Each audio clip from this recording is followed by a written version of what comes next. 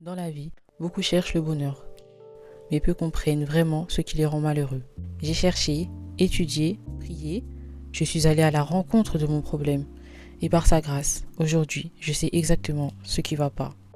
J'ai décidé de vous exposer ça en 3 saisons. Nous mettrons un mot sur nos mots et étudierons la lumière que Dieu offre pour en sortir. Aujourd'hui, si tu es disposé à l'entendre, allons à leur rencontre. Je passais mon temps dans la prière et 3 questions me sont venues à l'esprit. Te rappelles-tu de l'époque de ta vie où tu as donné ta vie à Christ? Cette époque où tu t'es dit que tu te rangeais en quelque sorte, qu'il fallait vraiment que tu prennes ta vie au sérieux, dans la droiture. Puis, te rappelles-tu du moment où tu as eu ton pic de zèle? Ce zèle-là qui, en tant que chrétien, nous vient dès qu'on se rend compte de la grandeur de Dieu et de la puissance qu'on détient en tant que ses enfants. Ce zèle qui te fait sentir super-héros, ce zèle qui te fait sentir imbattable, intuable. Après ce pic de zèle-là, as-tu ressenti ce moment de baisse de foi? Ce moment où tu ne priais plus comme avant, malgré que tu avais le feu? Ce moment où même aller à l'église, ça te lassait? Ce moment où tu ne ressens plus la présence de Dieu comme tu la ressentais avant?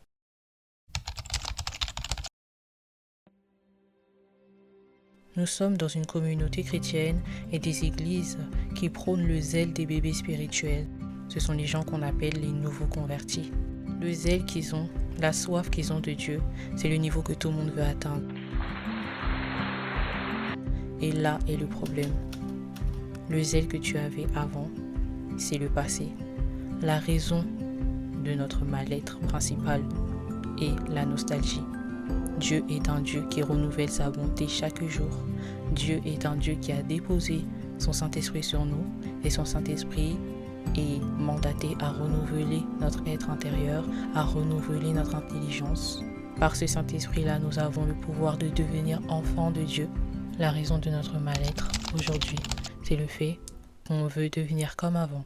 Tu ne peux pas aspirer à la nostalgie. Dieu est un Dieu de renouveau. Dieu n'est pas un Dieu de la routine. Tu ne le trouveras jamais pareil, au même endroit.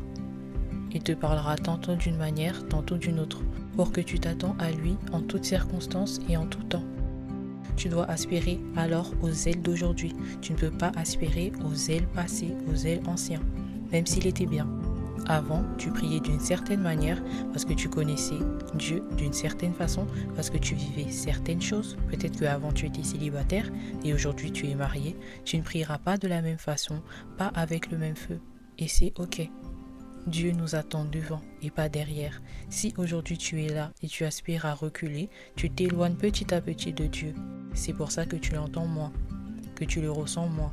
Et c'est ça que tu vas pointer du doigt quand tu vas dire que je suis en baisse de foi.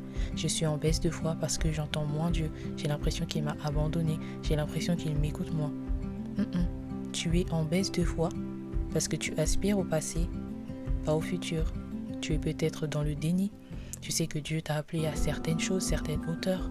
Mais comme c'est l'inconnu, tu ne veux pas encore te lancer alors que Dieu t'attend là-bas et il t'a laissé son Saint-Esprit à tes côtés pour t'aider à avancer, pour t'aider à t'améliorer malgré tes erreurs.